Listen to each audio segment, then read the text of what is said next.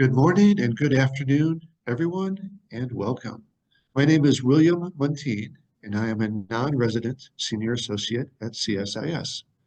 I was a career diplomat for the U.S. Department of State and head of the U.S. Delegation for the annual Antarctic Treaty Consultative Meetings in 2022 and 23. I currently research and write on Antarctic geopolitical and history topics. Thank you for joining us for Antarctic Global Diplomacy, a preview of the annual Antarctic Treaty Meeting. Before we formally begin, let's talk some logistics. This panel will last approximately 60 minutes. Following the panelists' remarks and a moderated discussion, we will field questions from the audience. If you are joining online, please use the question and answer function on the event page to submit your questions. Please note that this is a live stream discussion and will be made available on the event's webpage after the conclusion of the event. Let me give a short biography of each of the distinguished participants in today's event. Mr. Orazio Guanciale has been a career diplomat for Italy since 1991.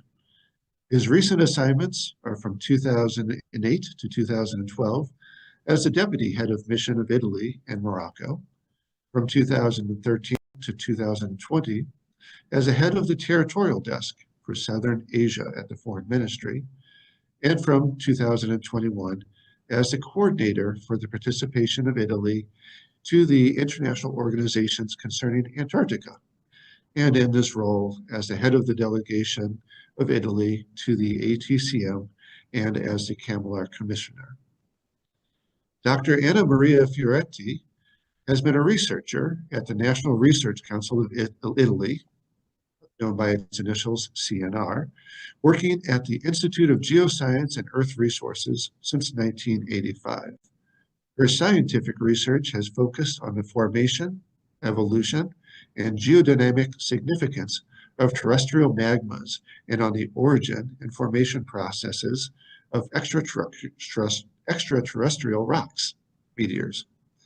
She has participated in 3 Antarctic expeditions as part of the Italian National Antarctic Research Program. She has also been a member of the Polar Research Committee of the CNR and the National Scientific Committee for Antarctica.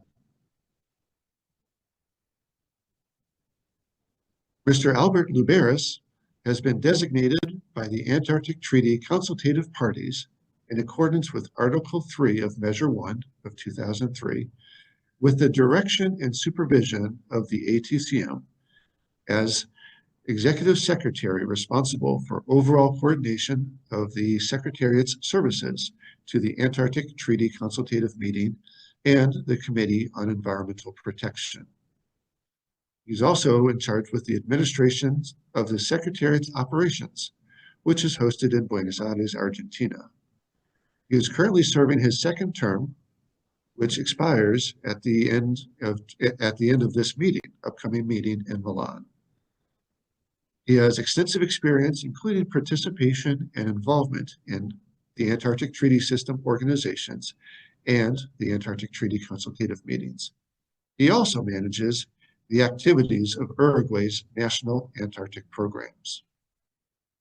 With this brief introduction, I'm going to turn the microphone over to Mr. Orazio Guanciale to provide his remarks. Thank you.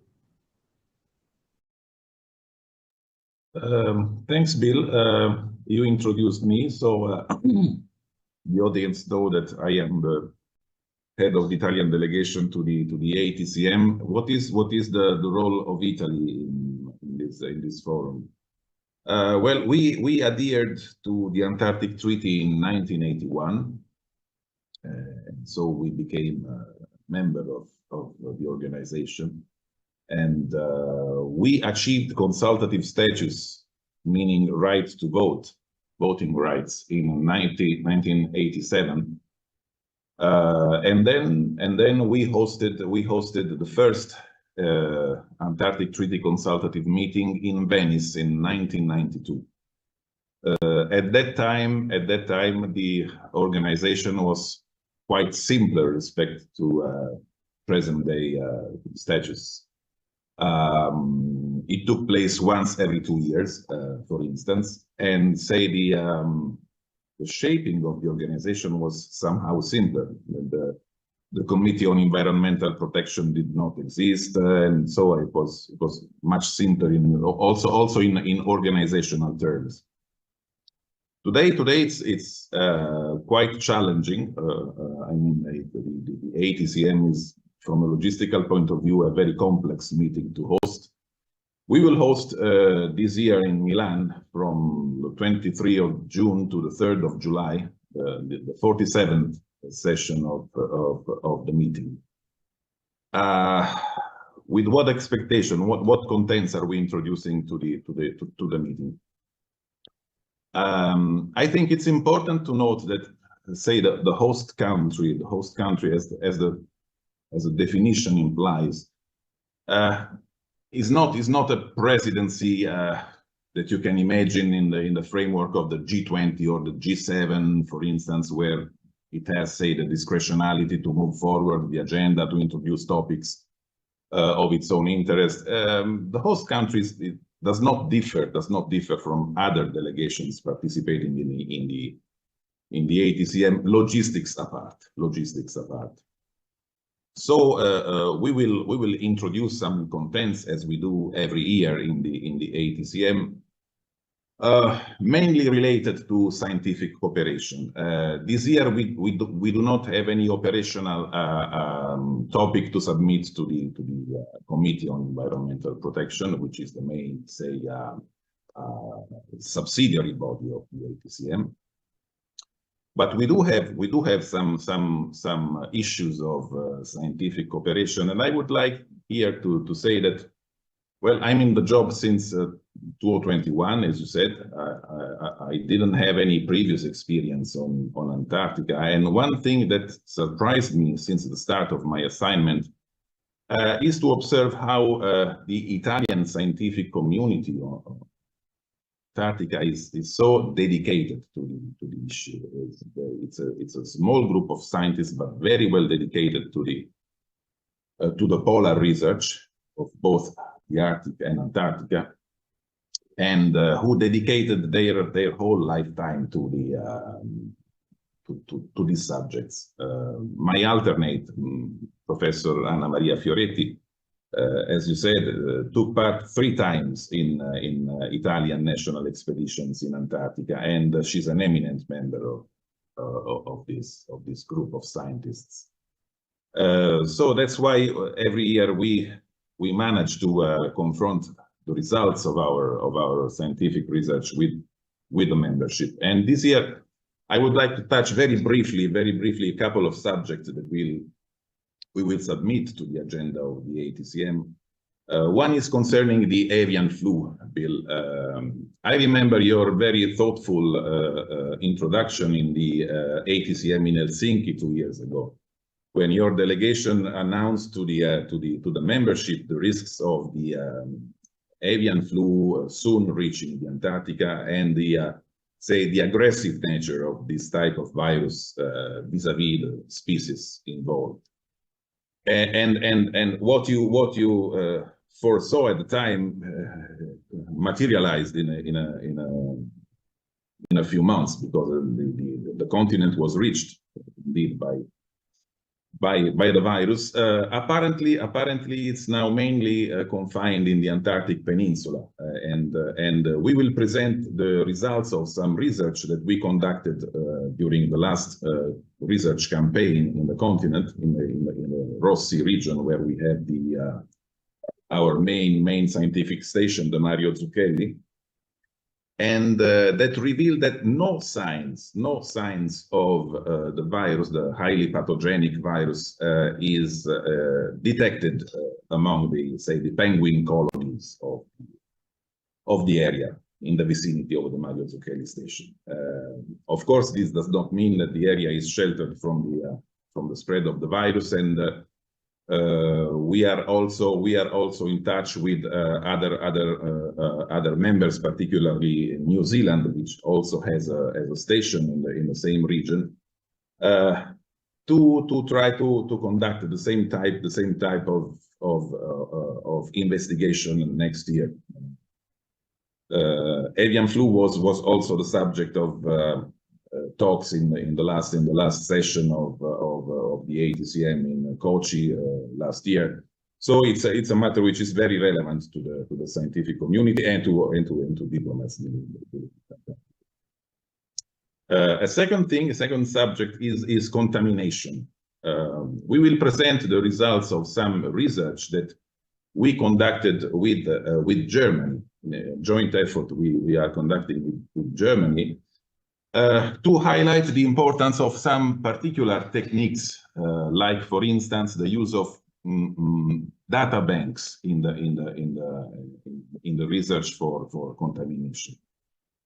Particularly, it's very important to compare samples of fish or plants collected in different periods of time, as they reveal very important information on how contamination is evolving in Antarctica.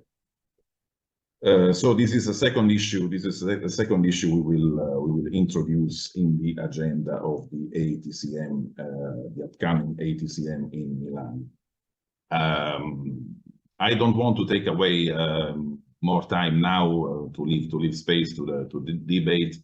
I think that Anna Maria Fioretti can complement my information. For instance, other important projects like the Beyond Epica project, the European project for ice coring in Antarctica, which has reached also very important results that we will present to the membership, and to provide an overview of how the Italian national program runs, how it works, how it is organized. Thank you for the moment. Wonderful then. Thank you very much, Mr. Guanciale. Let me turn this over then to Professor Fioretti for additional information. Thank you.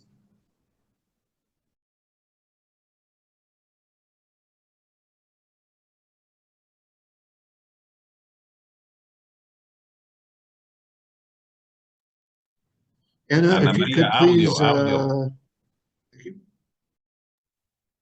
Okay. Thank you very much. Sorry about this. Oh, thank you very much for inviting me. And it's my pleasure to introduce the activity, the long-standing engagement of Italy in Antarctica and its ongoing contribution to science.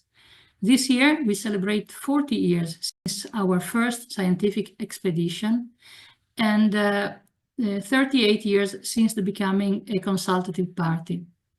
Given the limited time, I'm not going into detail, but I will offer a general overview of the Italy scientific activities, introducing the infrastructures, the key projects, and research priorities, and focusing especially on those most relevant for the work of the Antarctic Treaty. So in the first slide, I'm talking about the Italian research infrastructures that are primarily concentrated in two key locations, as you can see on this map of Antarctica within the red circle. You can see the Italian flags, the red, green, and white flags. And so you can see that we have one station on the coast and the other one in the central part on the plateau. On the plateau, you can also see the French flag, because the station we are running in the center of Antarctica is the only station in Antarctica that is run by two joint countries, Italy and France. And this is a very special thing, and it's a very important thing, because this promotes strong cooperation between our two nations. As you can see, France has also a station along the coast at Dumont-d'Urville that is fundamental for the logistics of Concordia. You can see now Mario Zucchelli Station, a detail of Mario Zucchelli Station that is located along the coast of the Ross Sea, about 10 miles from the Korean Yanbogo and the Chinese Qingling Station, and less than 100 miles from the American McMurdo and the New Zealander Scott Station, with both of which we are currently collaborating since the very beginning of our engagement in Antarctica. Marukelli is our biggest station, and it can host up to 100 personnel, including scientists and technical staff. It is open in the summer season from October to March. Its coastal position provides direct access to marine ecosystem, making it particularly well suited for biological and environmental studies. Marukelli also supports remote field camp in northern Victoria Land for geological and geophysical studies and meteorite search. I was part of the team that was involved in the meteorite search. And beside this, Marukelli supports the coastal expedition by using helicopters, small boats, diving operator, and remotely operated vehicles to study the marine ecosystem and environment. Next slide, please. Among the infrastructure, I like to highlight the newly completed gravel runaway near Marukelli station. This is an important infrastructure, and it was built in response to climate change. Due to climate change, today the sea ice that usually forms around Antarctica in winter is too thin at Terranova Bay to safely support the weight of the Hercules C-130 landing. For this reason, an alternative was needed to reach our station early in the operational season, when the ice is now too thin to support the aircraft, but still too thick for our icebreaker to reach the coast. The new gravel runway also extends our operational windows so we can reach the station over a longer period of time, and also greatly improve safety because a land-based air trip is safer and more stable than landing on sea ice.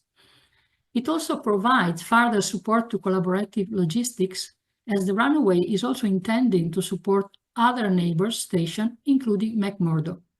Next slide, please. As I said before, the Italian-French station Concordia is the only station jointly operated by two member states. It is located in the very heart of the continent of the Antarctic Plateau at an altitude of around 10,000 feet and about 1 mile from both Marukelli station and the French Dumont d'Urville station. In summer, it can host up to 60 people, but unlike Marukelli station, which is only open during summer, Concordia also operates in winter, hosting between 12 and 16 people in isolated and harsh conditions that are comparable to those aboard of the International Space Station. Because of its environmental condition with no humidity, no radio interference, it is the ideal place for study astronomy, astrophysics, Earth-Sun interaction, meteorology, geophysics, and especially during the long winter, it is the perfect site to study human adaptation and resilience, both the physical resilience and the psychological aspect. Concordia Station is one of the most important locations for studying climate change. It is very important because it was the site, the first EPICA ice drilling project, which contributed the crucial data of the climate change of the last 800,000 years to the IPCC reports that provided the scientific basis for the Paris Agreement. Near to Concordia, and based again on Concordia logistics, there is also now the site of the project Beyond EPICA, oldest ice project, funded by the European Union and coordinated by Italy in collaboration with several other European partners. Excuse me. This year is a very, very special year for Beyond EPICA project. The drilling eventually reached the bedrock, providing an uninterrupted ice core of 10,000 feet, corresponding to an unprecedented continuous record of the Earth climate history of approximately 1.2 million years, but more likely extending to 1.5 million years. The cores have been safely arrived, still frozen at Bremerhaven just 10 days ago, and we are now ready to analyze them. A nice complementary project at DOMC, which we presented at previous ATCM meeting and will not discuss this year, is called Ice Memory. And in this project, instead of extracting ice cores from Antarctica and bring them to Europe, we collect ice core from glaciers all around the world before they melt and transport them to Antarctica. where they are preserved for the next generation. Next slide, please. The third strategic research infrastructure is the icebreaker, named after Labraasi. You can see a picture of the Labraasi here. She was the first woman in the world to become a university professor of physics at the age of 21, and the name was chosen specifically to honor women in science and promote gender equality in research. The Labraasi has recently been completely refurbished and is equipped with several instruments that allow it to collect data for meteorology, geophysics, marine oceanography, geology, and biology, not only in Antarctica waters, but also through its entire journey from Antarctica to back to Italy, providing a continuous data set and support scientific research on ocean current and dynamics across a wide range of latitude. And this is extremely important to better understand the relationship of global climate with the ocean and the atmosphere. The three research infrastructures are strategically positioned to allow access to very distinct and wide regions across the continent. And together with the 15 permanent observatories spread in northern Victoria Land, they support a broad range of activities from climate study to biological research, from oceanography to astronomy, from geology to human adaptation. Next slide, please. Another important contribution of Italy is the management of 4 specially protected areas on both land and sea to safeguard the unique environment and scientific values of this research zone. And they reflect the Italy commitment to preserving the ecosystem. In the slide, you can see the emperor penguin colony of the Aspa at Cape Washington and the seabed of the Aspa at Terranova Bay. The emperor penguin, as you all know, is an iconic Antarctic species currently under threat. And granting it the status of Antarctic specially protected species is one of the topics under discussion at the ATCM, to which Italy is actively contributing. I stop here and thank you for the patience. Thank you very much, Professor Fioretti. That was fabulous there. Let me turn this over here to Executive Secretary Labraasi. Please, the floor is yours. Yes, thank you very much, Bill and audience. A pleasure. I'm Albert Jovedat, the Executive Secretary of the Antarctic Treaty Secretariat. We manage an office based in Buenos Aires with 10 staff within a budget of 1.4 million. And our task of what we do is to support the ATCM and CP meeting. We facilitate the exchange of information between parties. We collect, store, and archive all the available documents and provide dissemination about the Antarctic Treaty System and Antarctic activities. So I understand, Bill, that you may have some questions regarding the instruments that are still pending for approval. I'm open to that comments if you wish so. Yes, please. That would be fabulous to learn. Executive Secretary Labraasi, are there agreements that the consultative parties have made underneath the Antarctic Treaty processes that are not yet in force? Thank you.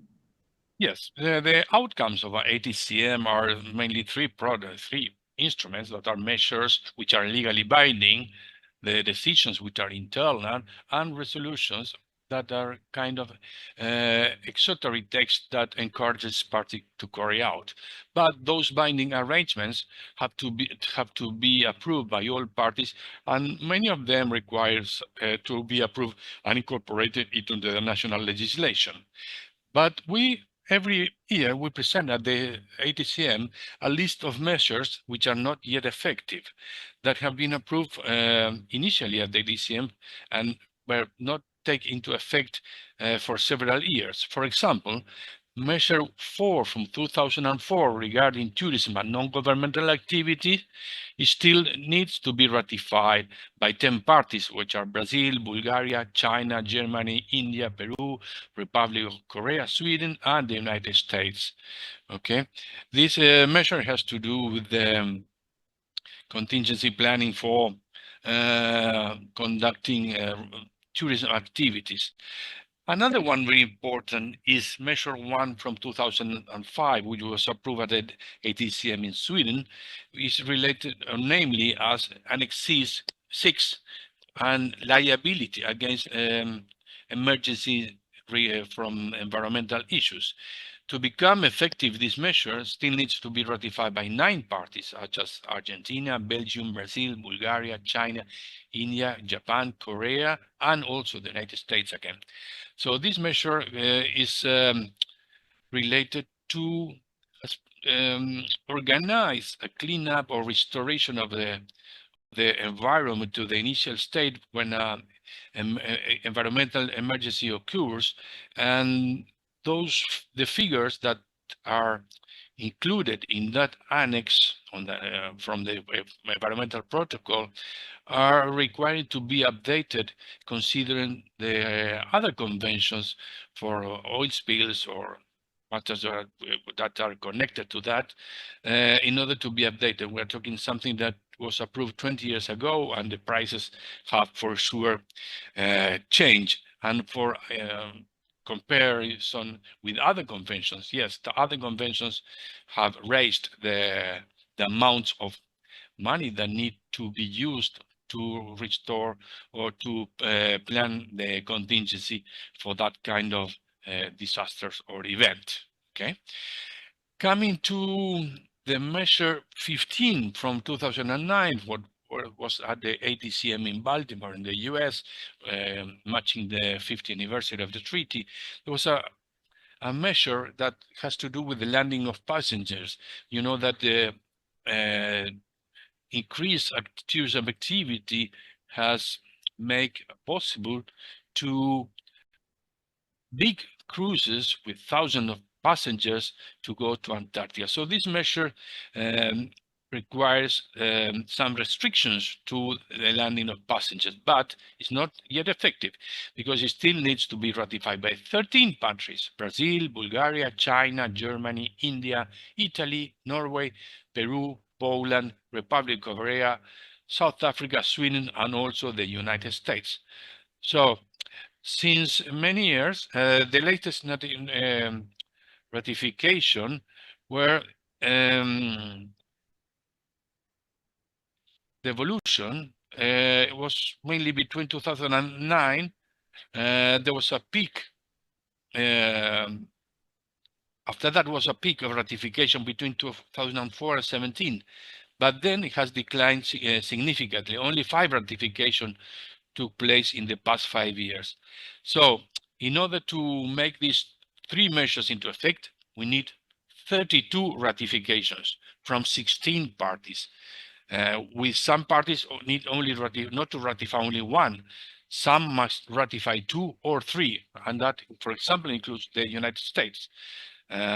So the Secretariat presents this with the historical records of the evolution of ratification pending, and this is presented every year.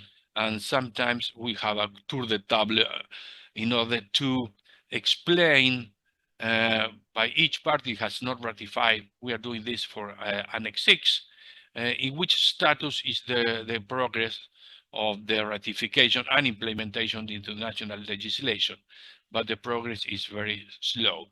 So mostly there are many comments, almost no comments on that. So I hope it was clear for you, Bill, and the audience, the status of this legal binding issue that is not has not entered into force yet. Well, thank you very much, our Executive Secretary Labraasi. I'm going to start the process of this moderated portion. And some of the questions that I'll be asking are ones from the audience as well. So sort of combine these 2 portions here. First of all, thank you both, thank all 3 of you for all of your insights and your information. It helps us all understand better about this upcoming annual Antarctic Treaty Consultative Meeting that will be taking place in Milan, Italy, in June and July. If I could build a little bit on your comments there, Albert, about the measures here. And so thank you very much for explaining there's 3 measures that have been pending. almost for 20 years, some longer, with a number of countries that still need to put them into domestic force. This makes it sound like that the Secretariat is not dictating to other countries what it can or cannot do. It is facilitating the coordination and the dissemination of documents, like you said. And that I believe you mentioned that there was a budget of $1.4 million. What would that translate into for a country such as the United States? What would be an annual due for the United States to participate in this Antarctic Treaty Secretariat that is facilitating the transmission of information, but is not dictating to countries acting in Antarctica? Thank you, Bill. Well, it's very clear. This 1.4 million is divided into category. It's a budget that has mainly four, I can say three big expenses, which is salary, around 50%. Then we have translation and interpretation, which is around 25 to 30. We have operational cost for operating here in Argentina, and then we have the budget travel. So that there are four main expenses in our budget, the lines, while the operational cost is very small, it's 10 to 15%. But the budget is provided by the consultative parties in different 6 categories, and the United States is in the highest category, pays around $60,000 per year. And that is the category where several parties are, but there are some others that are in the lower category, what paying, it's only 2 parties that are paying $33,000. Each category is about $6,000 to $7,000 each. And well, they are decided by the party itself according to the capacity to pay and to the size of the National Antarctic Program. We invited several parties to update those categories according to the size that they have developed, because they were adopted in 2004 when the Secretariat was created. And we prepare some documents to say, okay, according to the rules of the financial regulations, you can change anytime, as you might have noticed that your program has developed. So you can change to a higher category, but it didn't occur yet. So that's the situation with the budget. Okay, and of course, we provide a preliminary budget, which is approved by the ATCM to agree in which line of expenditures we will have to bear our cost. And we have also some contingency funds for translations, or for 1/6 of the budget is considered for being kept as a saving for any difficulty with parties in arrears, or something that will put into difficulties the functioning of the Secretariat. So that's the budgetary issues. As now we are functioning up to date with a deficit, because the contributions have not changed since the last change, which was in 2014, and we have no changes in nominal values, although we have inflation along these 11 years now, but the nominal value is still the same as 2014. So we're requesting the parties to have a review on this, how to adjust this, because there was inflation, especially in 2020 and 2021, where big global inflation rate was around between 8 and 10%, but we didn't change the nominal value of the contribution. So we're requesting this to be considered for update. Fabulous. And no, thank you very much, Executive Secretary Labraasi. It's really helpful for us to know that an annual contribution for the United States for the Secretariat is around $60,000 a year, and that the budget itself has been flat, hasn't changed in over a decade. That shows some great restraint on all of the parties and on the Secretariat. I understand that budget will be under review. So thank you very much for that overview. If I could turn to Professor Fioretti here for a moment here, I wanted to build on your highlighting the cooperation that Italy and France have at Concordia Station, but in a different region of Antarctica. So moving over to the Ross Sea, there's a number of parties that are very nearby each other. You've got Italy's Marukelli, South Korea's Jangbogo, and China's Kinling Station. Do those three countries collaborate on science and logistics in that region, such as in Antarctic Specially Protected Area 178? What can you tell us about that part of Antarctica? Thank you. Thank you very much.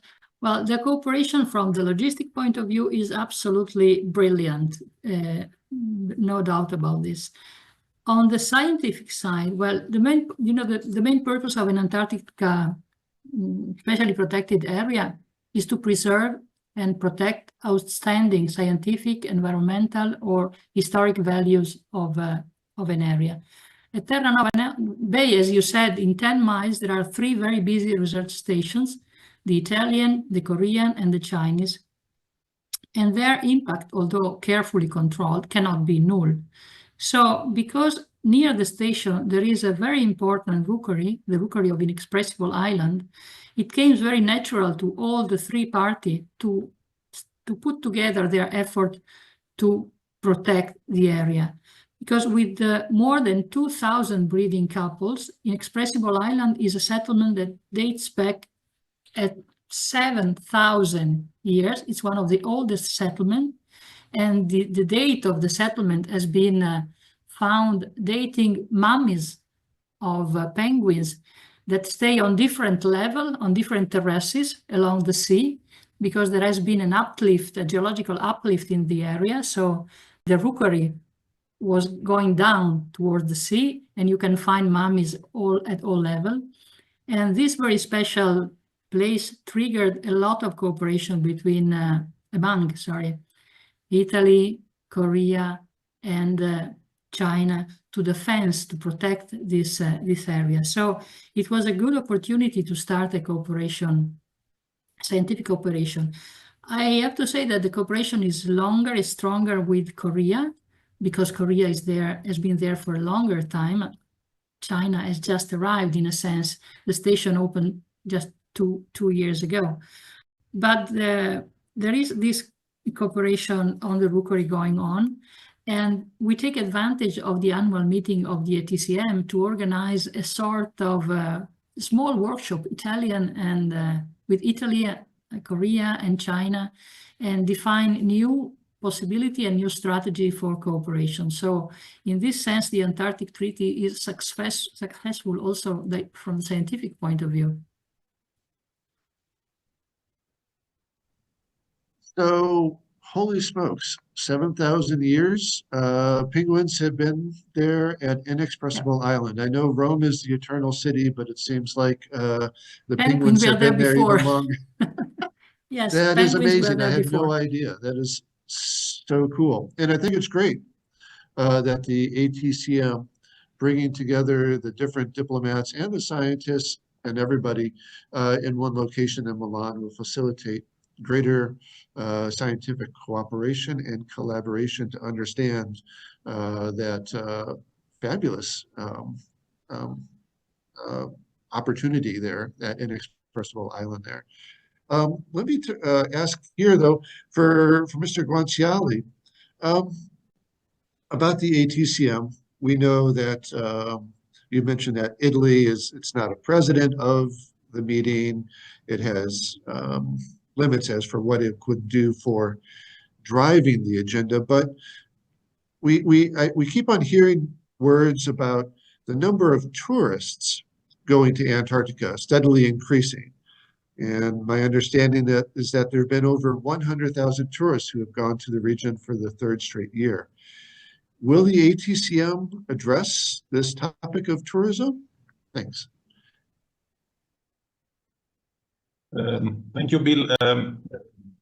I would like, first of all, to complement a bit what Anna Maria Fioretti just said about Italo-Chinese-Korean cooperation in the framework of ASPA at Inexpressible Island. And there is an important thing to be added, because last year, in the framework of the Campbell Commission on Conservation of Marine Living Resources in Antarctica, we three established Campbell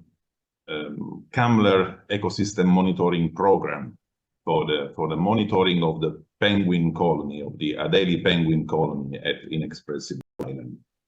I find this very significant for two reasons. One is the protection of the penguin colony was one of the, most important values that we wanted to protect with the establishment of the ASPA. And second, the Chinese took the initiative. The Chinese took the initiative for this, and I find this quite significant. We don't see eye to eye on several issues of Antarctic management, like, for instance, the creation of marine protected areas. We are completely at the antipodes with them. But I'm glad to see that there is a margin of cooperation in due also to the vicinity of our station and the need to protect species. Coming now to your question about Antarctic tourism, of course, at Milan it will be a subject of discussion. As you may know, a new working group has been created since, the last session in Kochi, India, a new working group of the ATCM concerning the Antarctic tourism.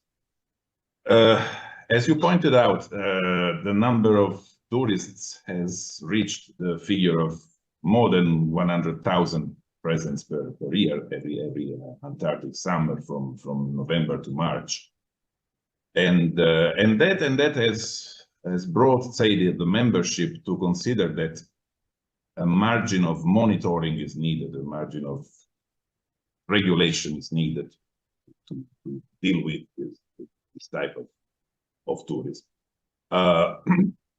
Of course, the protection of the ecosystem is at the core of, the worries of the membership about, the growing figures of tourists in Antarctica.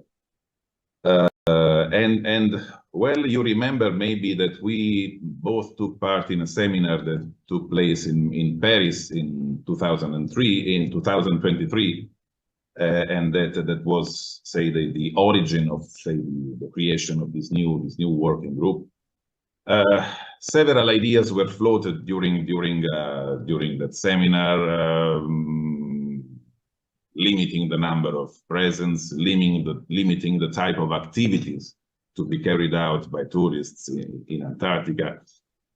Maybe it's important for the audience to know that we already have a close, the ATCM already has a close relationship with the International Association of Antarctic Tour Operators, IATO.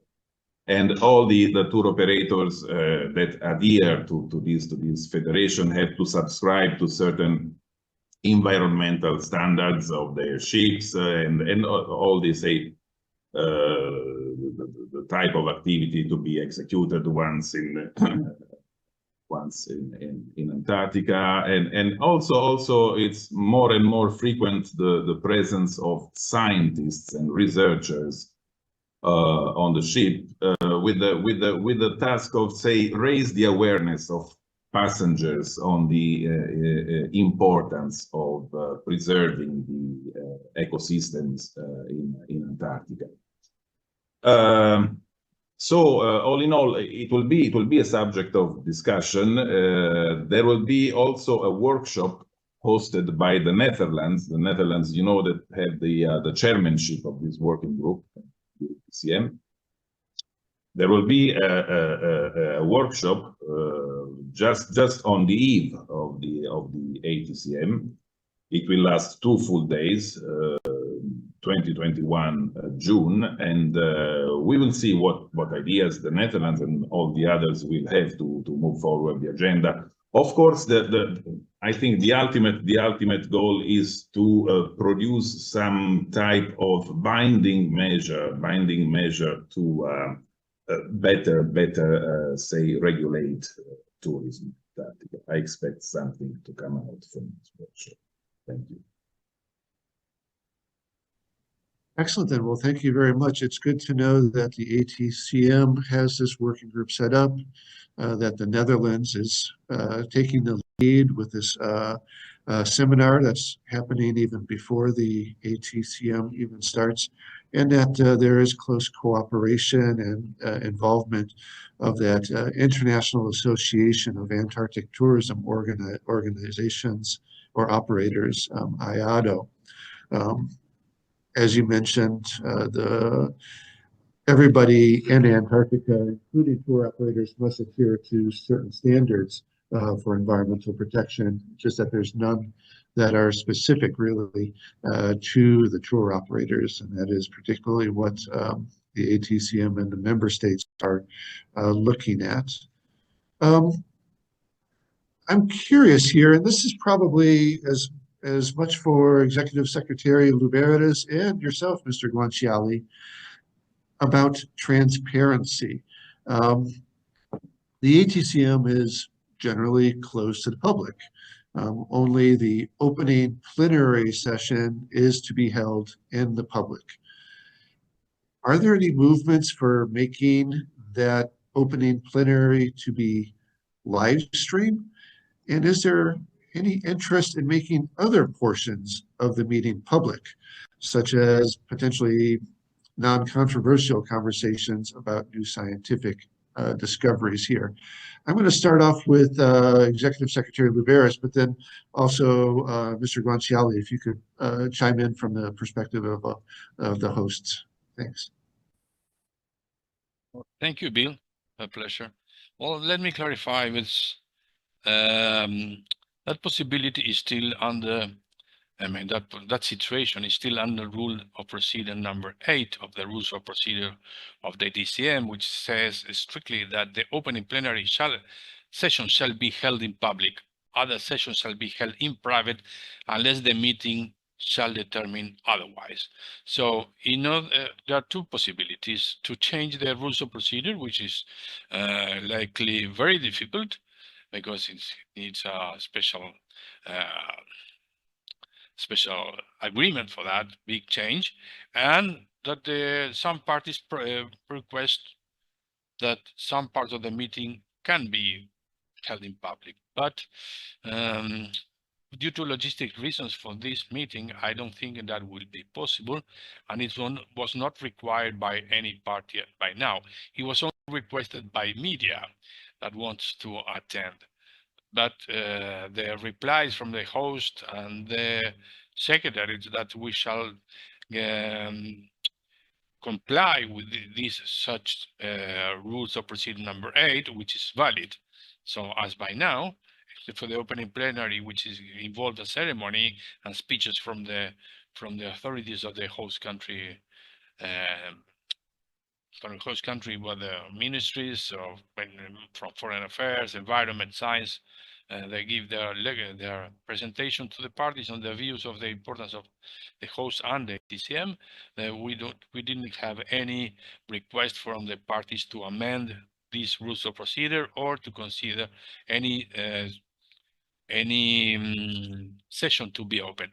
There was one during the meeting in Helsinki when we have a session on climate change, and that was broadcasted because it was a session that was prepared for that, and the parties agreed to that to be broadcasted. But anyway, we didn't receive any comments from that. Avison, thank you very much. Mr. Guanciale, anything else to add from the host's perspective there? Thanks, Bill. No, first of all, I fully concur with what Albert just said, particularly about the Article 8 of the Rules of Procedure that is very clear in this regard. And for the upcoming session in Milan, okay, we are still waiting for, say, receiving the interest of members of the press to participate in the public session of Tuesday, 24 June.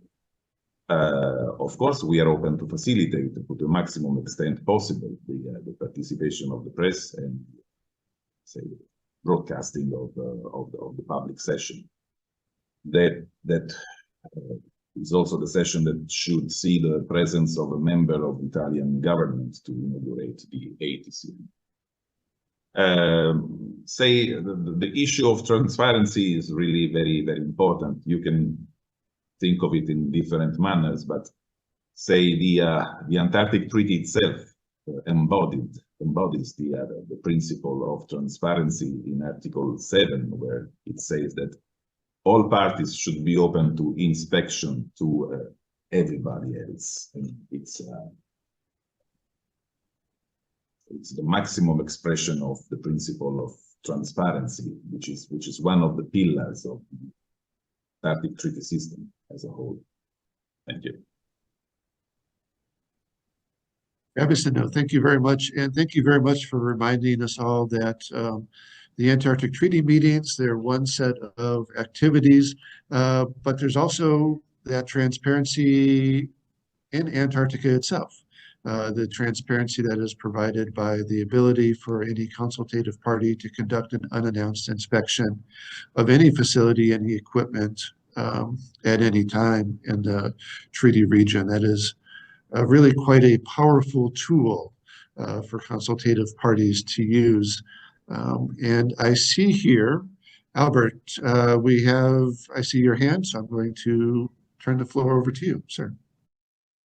Thank you, Bill. And just to add some comment regarding transparency, I mean, to have some sessions that may be available broadcasted, we have a say that nothing is approved till everything is approved. So maybe the discussions will go in that way, in some direction, but everything will be approved at the last day.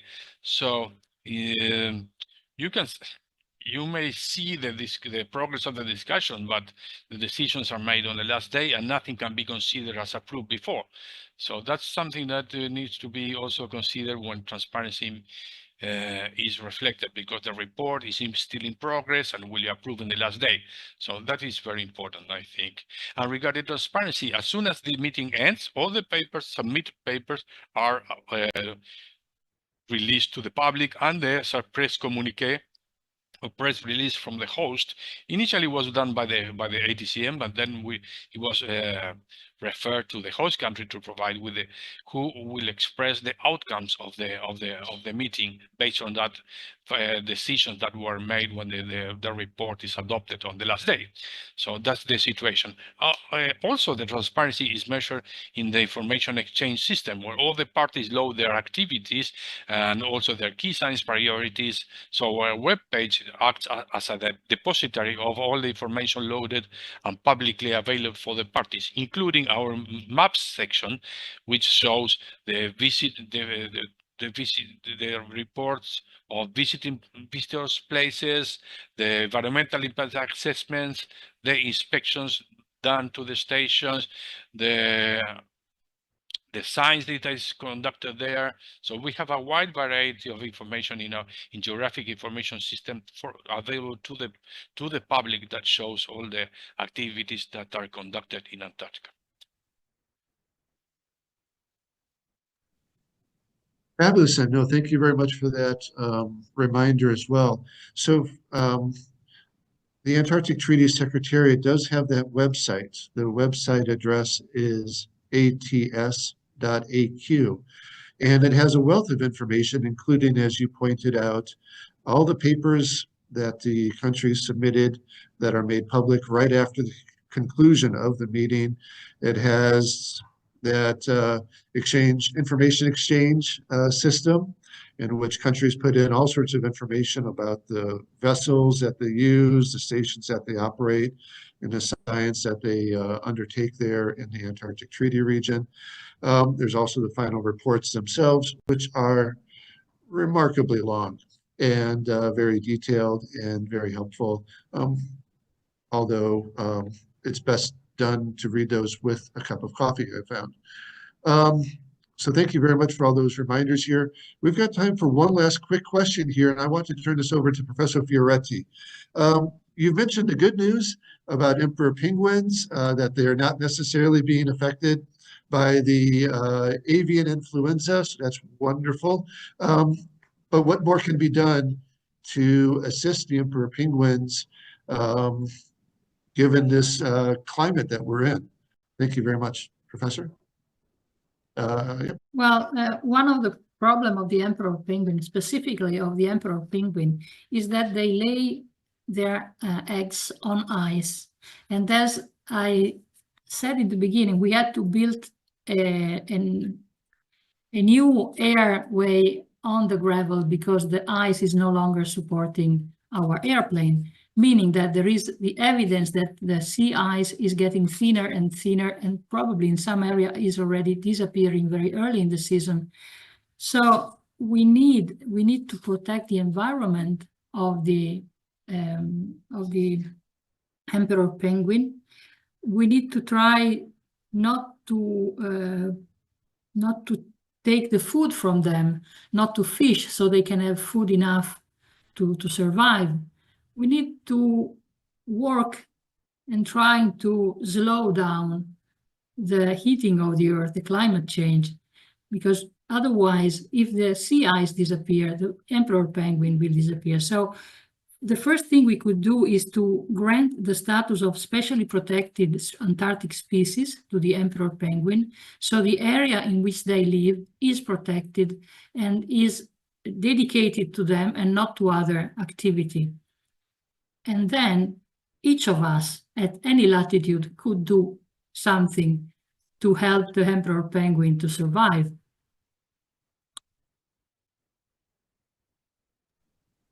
Fabulous. No, thank you very much. Emperor penguins, as you've noted, are the iconic species in Antarctica. And there's been various reports about how much challenge they will have in this climate change realm, and taking steps such as protecting them in Antarctica through especially protected species status, and by making sure that they have enough food, whether it's krill or fish. That's all very reasonable while we sort out what all happens in the rest of the world. I've got what I've learned a lot. I really appreciate this from everybody's perspective. I want to thank the audience, particularly those who submitted questions and those who have been watching on this live stream, as well as those who will be watching in the future. This has been a production of the Center for Strategic and International Studies, and we're going to terminate here. Thank you very much.